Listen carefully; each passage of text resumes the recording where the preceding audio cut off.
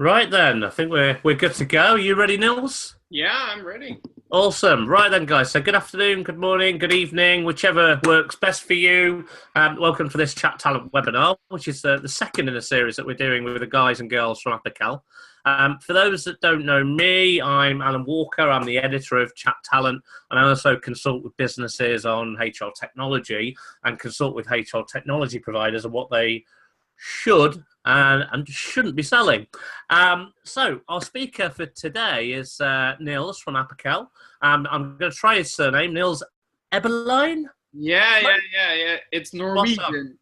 Right. Okay. Did I get it reasonably accurate? Yeah, it was quite okay. Oh, good. That'll do. We'll just call you Nils from now on anyway, just in Right. case. So Nils is going to talk to us today about preboarding and onboarding, one of the most important components, I believe, in giving your new employees the best possible chance of being successful and performing to the best of their capabilities. We'll ask some questions as we go along. Well, I will be anyway. If you guys have got any questions as we work through the presentation, feel free to pop those into the Q&A section, which should be at the bottom of your screen in Zoom. Some will answer on the fly, some will leave until the end, some we may have to come back to you after the presentation if we run out of time, for example. So that's enough for me. Nils, over to you. All right, thank you, Alan. Well, short introduction from my end. Actually, I'm Nils. I'm not gonna do my back name, actually my last name, but I'm Nils Eberlijn, working at Appical 3.5 years as an onboarding specialist. So I really help companies to optimize their onboarding and preboarding processes. And I saw a very nice discussion on LinkedIn about Bruce Lee and his first onboarding session. Actually, my onboarding at Appical was actually the same.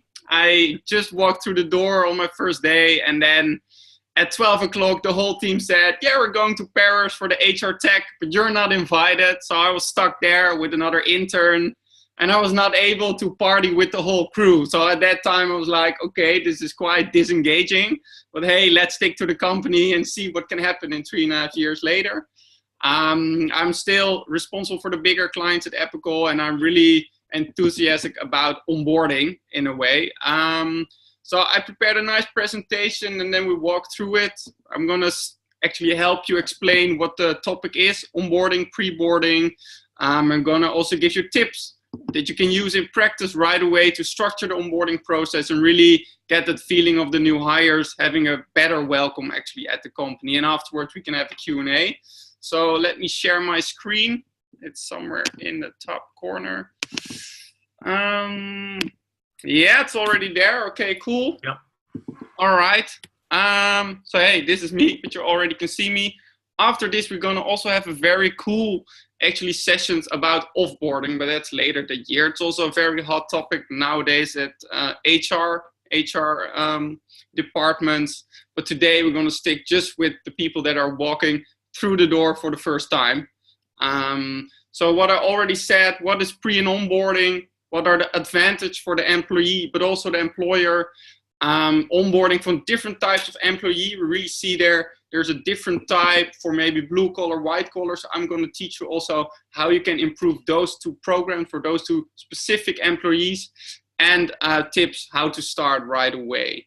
So just to start off with, what is pre and onboarding? A lot of companies think actually that onboarding is something that can be done on day one. If someone walks through the office, we're going to sign a contract.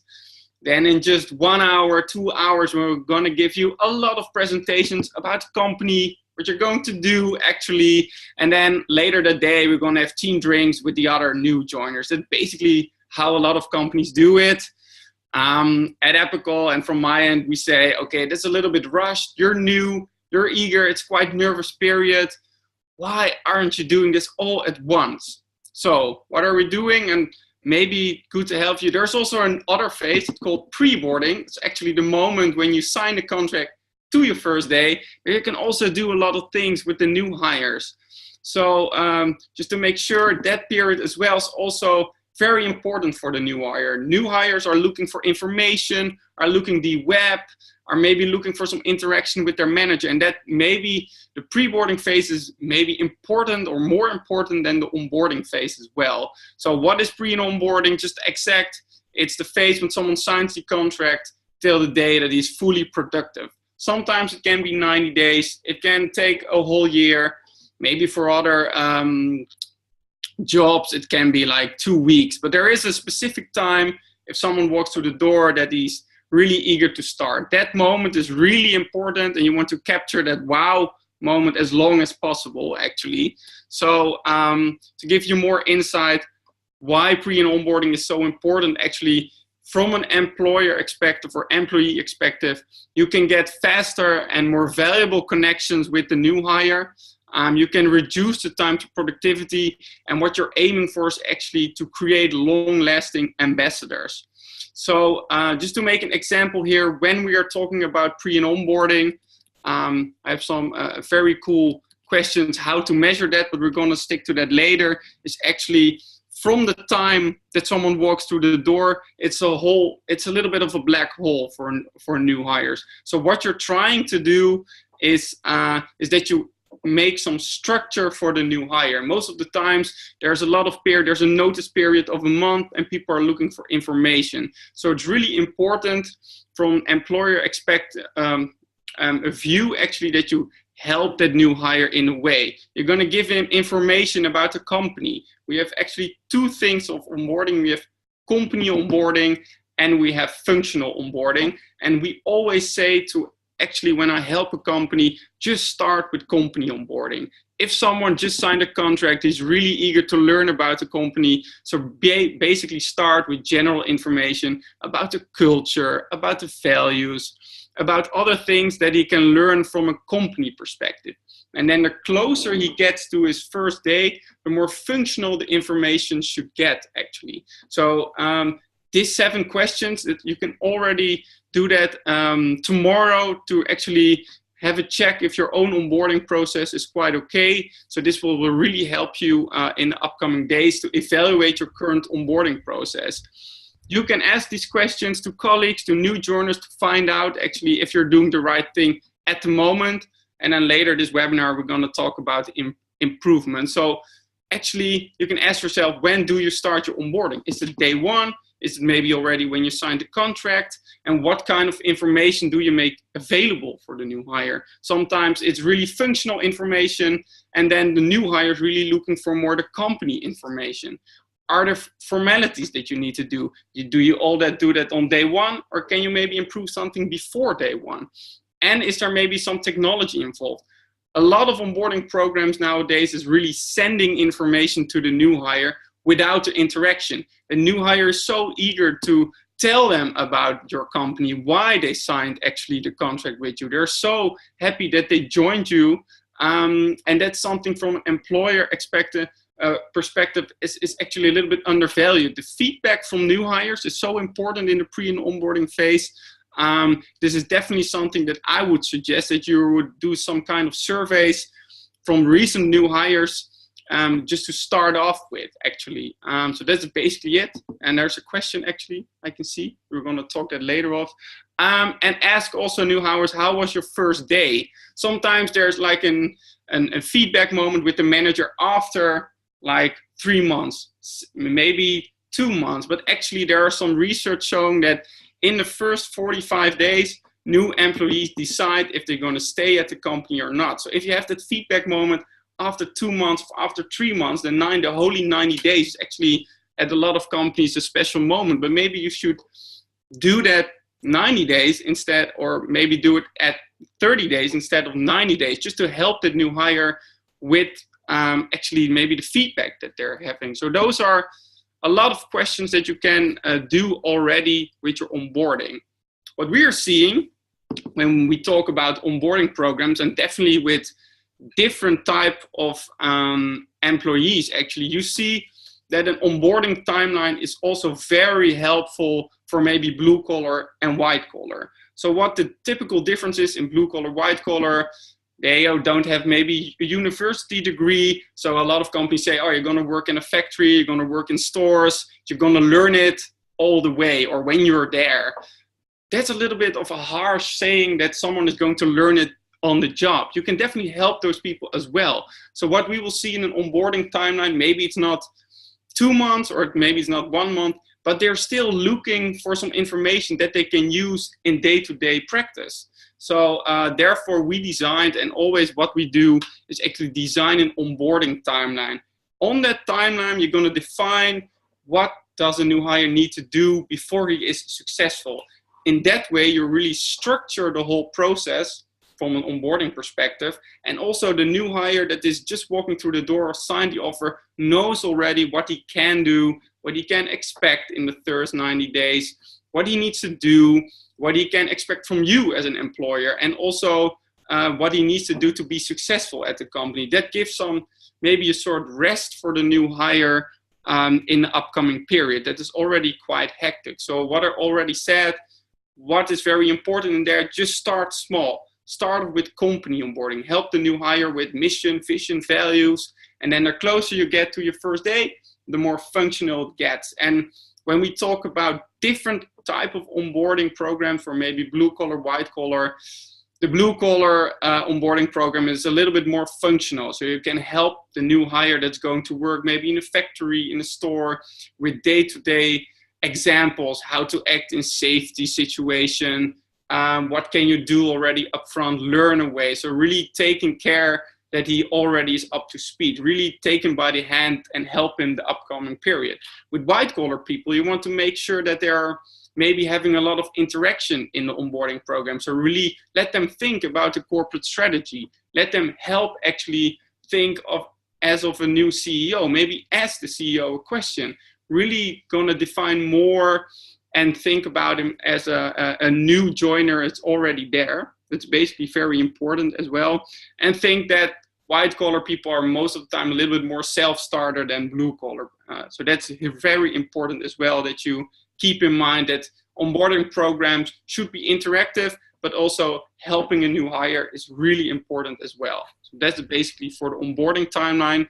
Nils, just a quick question. So on that timeline, of the organizations that you're aware, whether you're working with them or not, how many kind of have a proper structure in place and actually stick to it? So it's a process rather than just an idea or a principle? Yeah, well, typically there's not a much structure in onboarding period. It's also very, I can understand because the IT department is involved, maybe HR, but from a new hire perspective, maybe structure is the most important thing that you can offer in the onboarding period.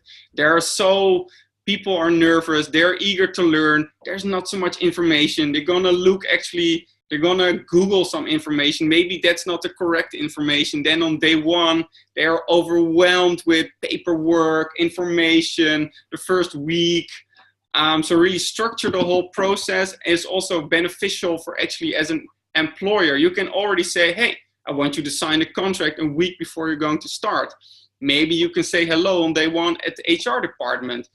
Go and greet your buddy, your teammates. It's so actually clarifying for the new hire if there is structure, and also for an employer, so that maybe structure in an onboarding program is so undervalued nowadays, and it's so easy to implement. You don't need fancy apps or technology. You can do this actually in Excel already, and it helps everyone quite well actually. Okay. We've had another question actually from Rebecca. She wants to know if your organization has no onboarding process mapped out at the moment, where would you recommend they start? If you have no onboarding process at the moment, think about it. What are you trying to teach to the new hire, but also think of a way how, or maybe think of what should my neighbor next door doing. So really start with the basic. Is there like feedback? Think of structure. And the third one is maybe involve the hiring manager. Maybe the hiring manager is, after the structure part, also very important. The new hire is going to work with the manager maybe the rest of his career. You don't know that yet. And then for the first impression, it's so important that he has with his manager that you could maybe start up there. So create some structure, create an interaction part, feedback part, where you really listen to the new hire, and also get the manager involved. And maybe manager onboarding is a topic that we can discuss in another webinar. It's quite a topic nowadays. They're very busy, but really the first impression that the manager can give is so important. So really start with 2 or 3 topics then, and after that you can decide, okay, so we're a small company, what kind of information do I want to give? Do I want to use technology or not? What kind of content do we have? But that's really maybe step 4 and 5. So start with the basic structure, manager, and feedback. Okay, cool. Cheers. Thank you. All right. So if you define, actually it's a funny thing, when we talked about the onboarding timeline over here, there's a lot of ways to deliver content nowadays. So you have like virtual reality, chatbots, pre and onboarding app, and social platforms. And even there's the old school paper version. It doesn't matter what you're using actually nowadays, but just use something. Maybe it's the biggest mistake that you don't send any information. The new hire is going to look for information themselves, and it's getting quite a mess. So if you send out handbook, it's also okay. The problem with handbook, it's just sending information. And what I just already said, maybe a slight interaction part is really important as well. If you have like big PDF files or USB sticks with a lot of presentations, maybe the younger generation, millennial generation, I'm 28, we're not used to actually read a lot of papers anymore. We just want to see videos. Where I'm not that millennial kid that says, oh, videos of 5 minutes, that's too long, but don't make it very long. Just stick to really maybe a video. You can record a video with your smartphone yourself, send it to a new hire. It doesn't has to be very fancy, but don't stick to a lot of paperwork actually. Virtual reality is quite cool. It's also very expensive, but if you have the budget, it's really cool to have an impression already. What's the office going to look like? Where are you going to sit? Just to make that wow feeling even better. Chatbots is really helpful for the functional part. So where do I park my car? What do I need to wear? Where's the lunch actually started? In an ideal world, actually, you should combine all those 5 elements in one onboarding program. But if you really start with the basic stuff like videos, interaction, then you're actually very good to go already. So this is one of the tips that I'm giving right now. And what is also important here actually is that why onboarding is so important, because we started off with what is onboarding. Well, basically what's the importance of onboarding is that a lot of people decide to leave the organization in the very first month or 2 months. It's actually when I walked through the door at Appical, my first month, I got 2 other job offers, and I almost decided to quit because it was a small company. It was not so engaging. So this is not basically for me. For a lot of other people, there are a lot of companies to work for. So if your first impression is not good enough, then you're going to lose money if someone walks through the door after their first 6 months, actually. And also with the structure in place, everyone really knows what to do, and they're going to stay 3 years longer. That's what the research said. So that's basically very important stuff. There's also a slide here with costs. So if you talk about annual salary of what it costs, it takes up to 16% if someone leaves in the first year, and it can take up to 200% for executive people if they're going to decide. So it's not only about giving the new hire structure, it's always from an ROI base. It's really important that you have a good onboarding structure in place. It's something that is always talked about the CFO or people that are doing like the business analyst. This is actually the main reason why onboarding right now is very a hot topic, because there are relatively not so much employees are looking for a job. So if someone leaves, it's quite costful for an organization. Just one quick question. Actually, I know this feeds a little bit into this slide. So a couple of people have asked, Nils, whose responsibility is it? Onboarding? Is it recruitment? Is it HR? Is it the hiring manager? Is it all of them? Where does the buck stop? Ultimately, the guys who are going to feel the pain of it not working are going to be the hiring managers, aren't they? It's their people not performing. It's their people not engaging. It's their people costing them money if they leave. Yeah. But actually, where does the buck stop?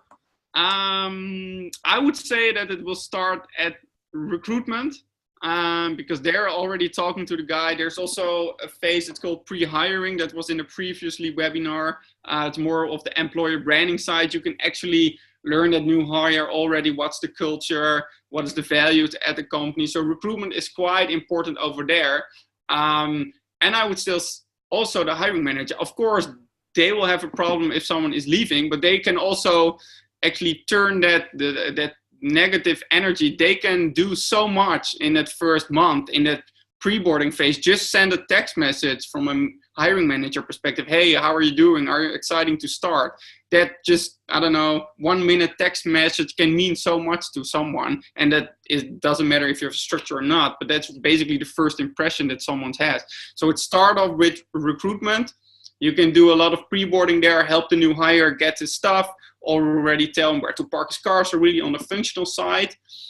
HR is not that involved they're only involved from a workflow perspective, so sign your contract, get your laptop, etc. But the recruitment part, they hired someone. They found someone on LinkedIn, they send them an invite, and they really spice them up to join the company. And if that's not correct when they walk through the door, that's a major letdown, actually. So basically recruitment, and I think personally that the hiring manager should also be very important in that onboarding program. Yeah, I think ultimate responsibility should always be, as Jerome says, on the person who feels the most pain. And the most pain will come from the hiring managers. But actually, by proxy, some of the recruitment team get the pain if that person who's been hired doesn't turn out to be successful. So they have an interest in that person landing, performing, being engaged, and being retained. So I think there's a real overlap between HR and recruiting and hiring managers.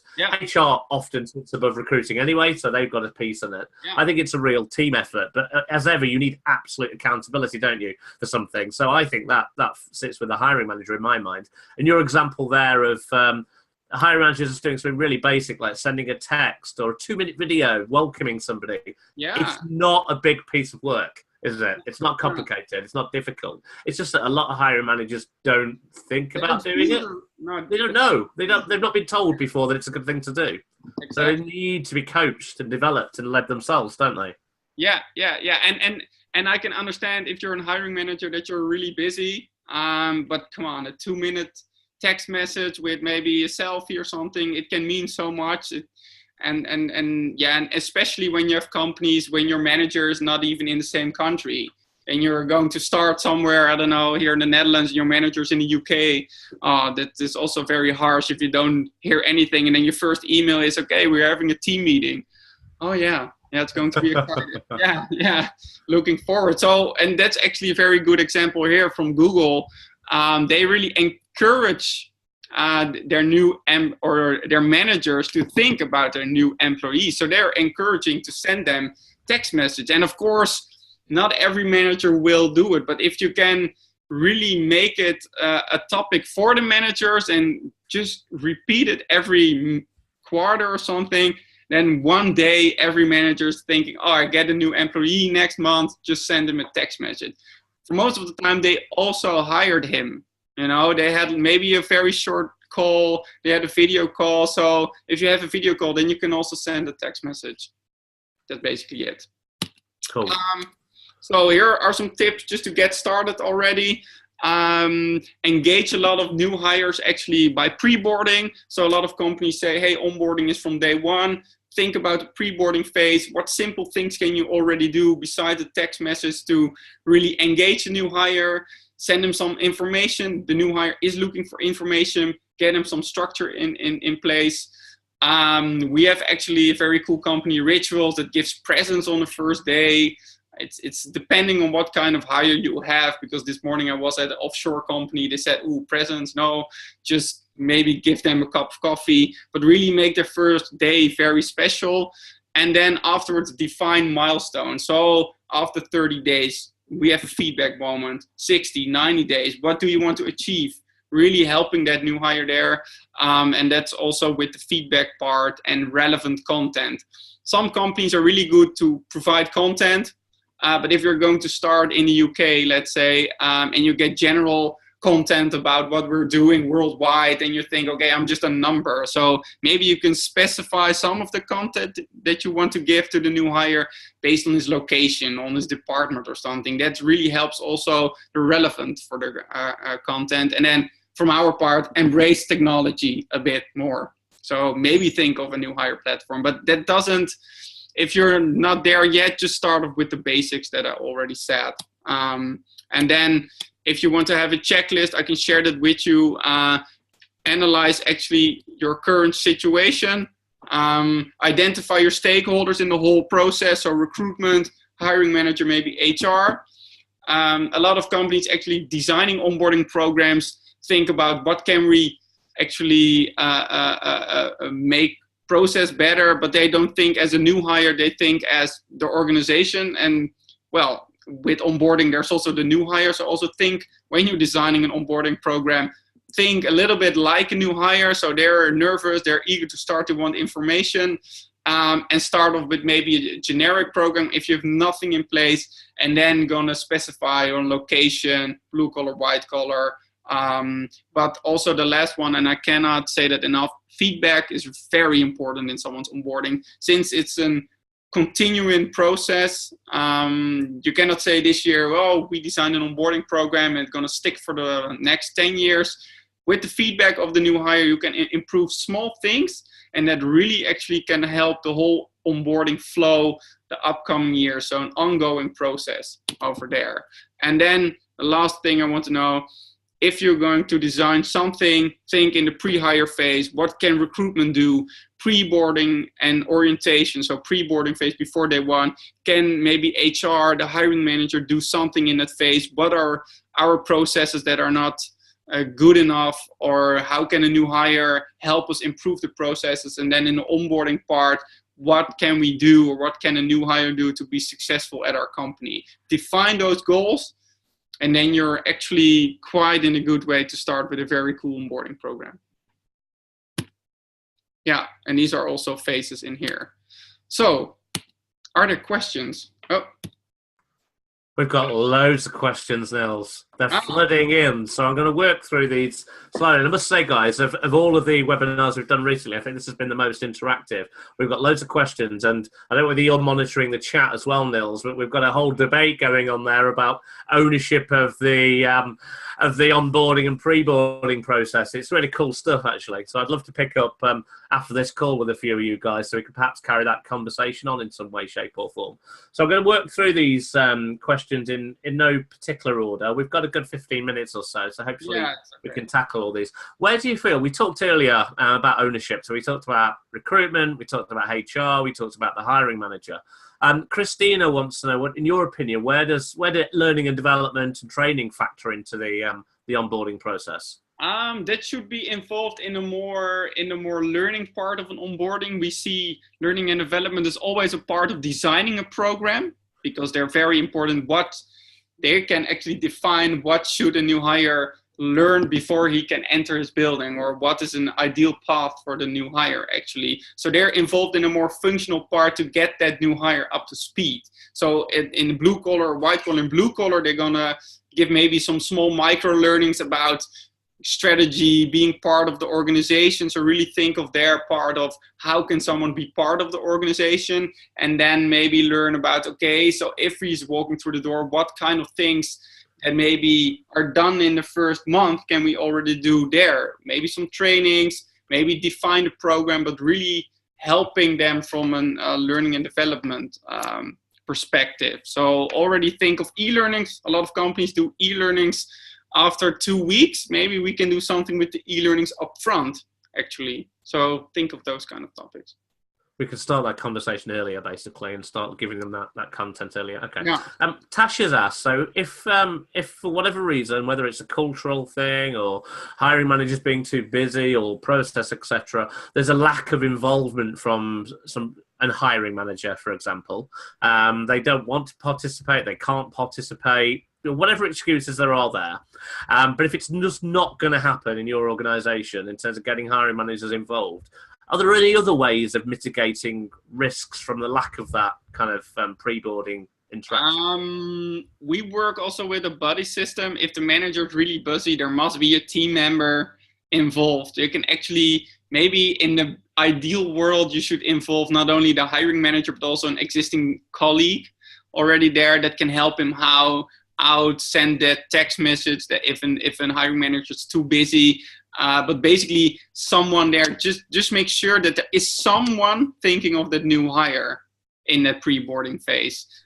There must be a very a friendly colleague that can also help him out. But it's really, for a new hire, the thought of, hey, there is someone thinking of me is so important. And actually it doesn't matter if you're the hiring manager or a buddy, but just be someone.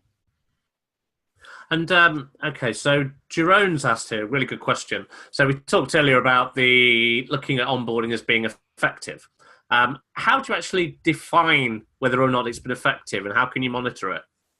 Yeah, that's a very good question. And that's also a little bit of a gray area with onboarding, especially when you talk about white collar, because with blue collar, you can say, okay, if we train him so well, or we're gonna help him with the structure and some training, then we don't have to train him in the first week about some maybe general topics. Then you can say, okay, we don't have to do the training anymore. So if we run the whole onboarding program, then on day one he's better prepared. He can actually start right off away in a factory. He can do something in a warehouse. That's very easy to check.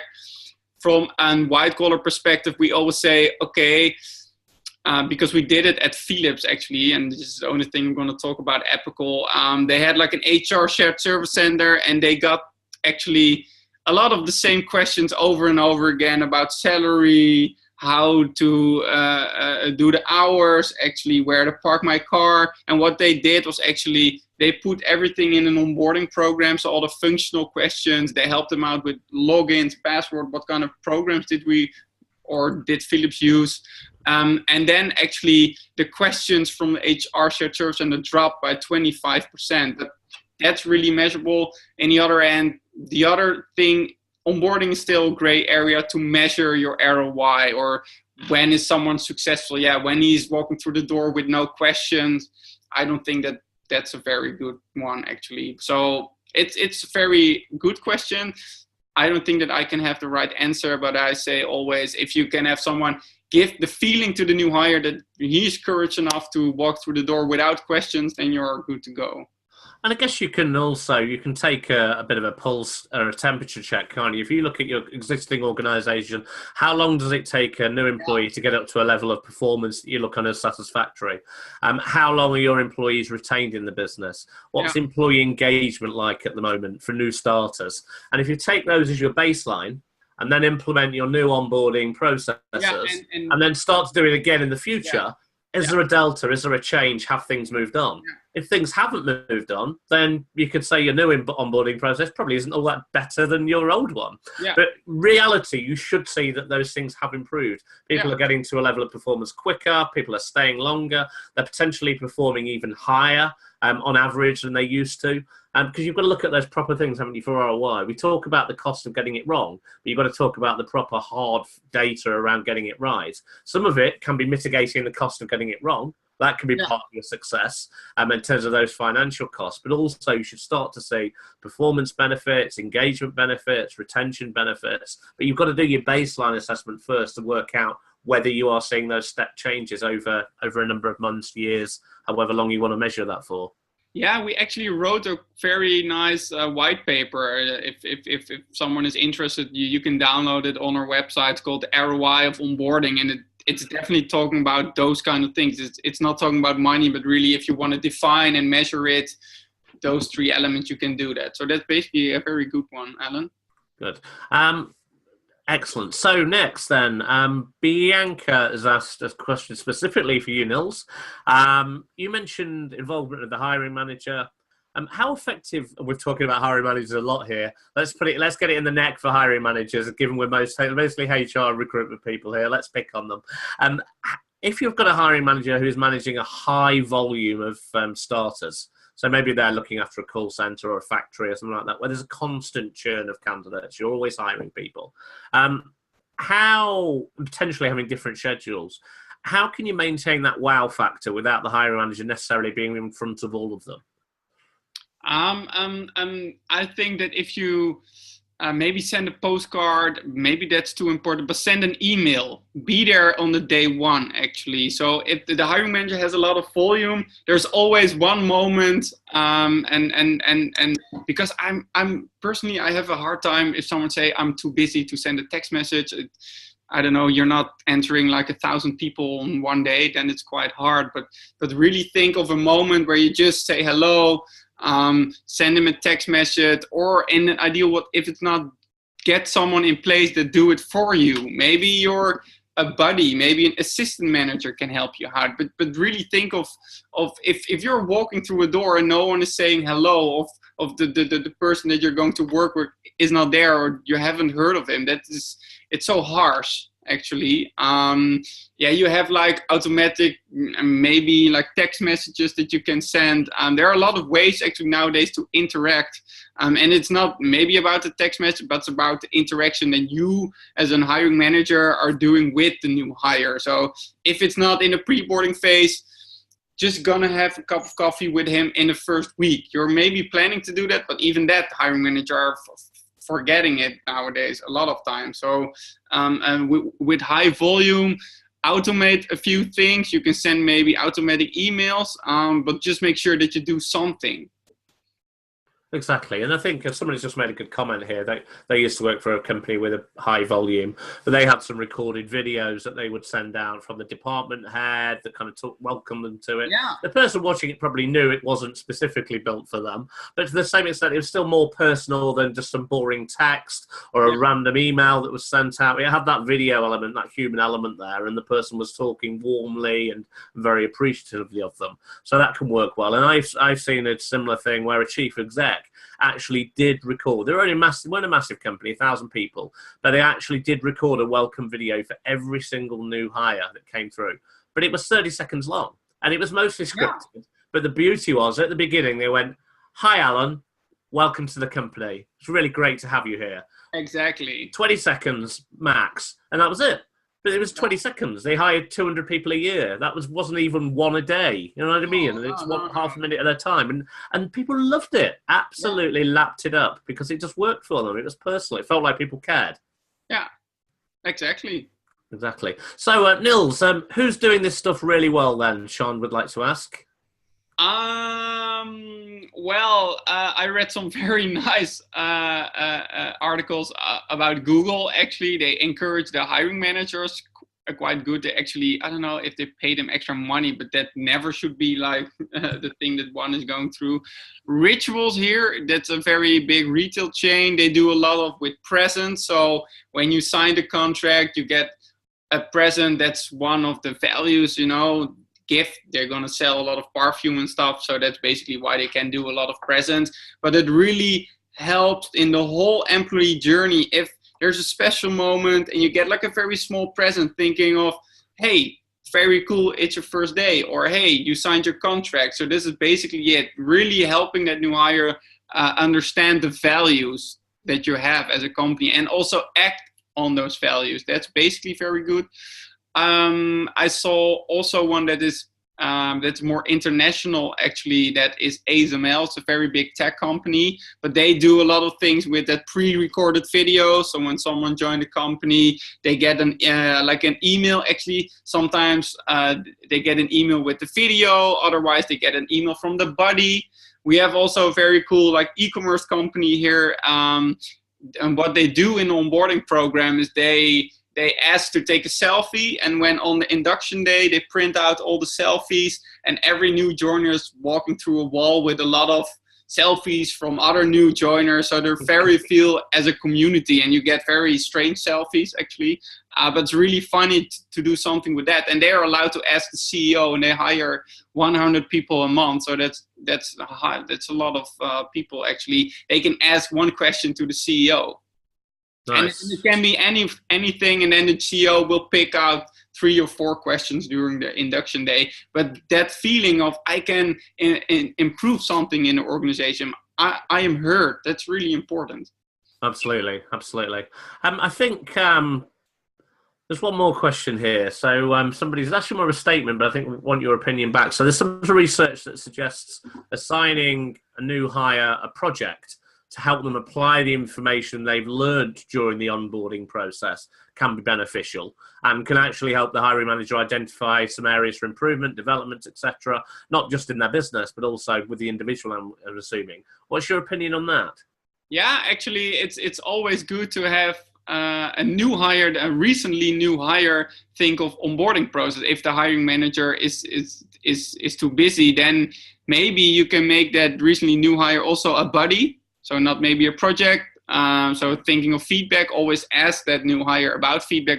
But there's also a company, and I forgot the name, that every new joiner gets assigned to another new joiner after 2 months. So they're their buddy. They went through the whole onboarding program. They thought, or they knew what was good and what not, so they could improve. And then you get like a continuous improving onboarding all the time. So I thought that was quite genius, because the hiring manager was too busy and the new hire felt so responsible for the other new hire after 2 months that they get actually a more better onboarding program. So that was very good.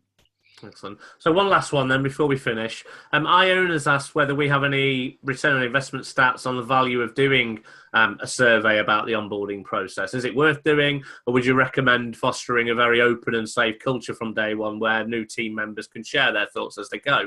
I'll answer this one. I think you should do both. I think you should always have that open culture. You've got to give people a voice. You've got to allow them to speak up and not wait for the anonymized survey type piece. But actually, sometimes people can reveal things in those surveys that they might not still even be comfortable kind of flagging in because they're introverted. They're not the type to do that. So I think you've got to do both. And actually, it's less about the survey. It's about pulling, for me, on data that you've already got available. You know what your retention level's like. You should have employee engagement stats. You should have performance stats of your individuals in terms of whether they're doing their jobs properly and whether they've got the right learning. You'll have stuff around how they're engaging with your learning content. It's not necessarily about surveying. It's about taking those data points that should, in theory, exist in your business already and looking at them and thinking, how does the onboarding, pre-boarding process impact on those? And is it impacting positively? But if you've got anything to add to that.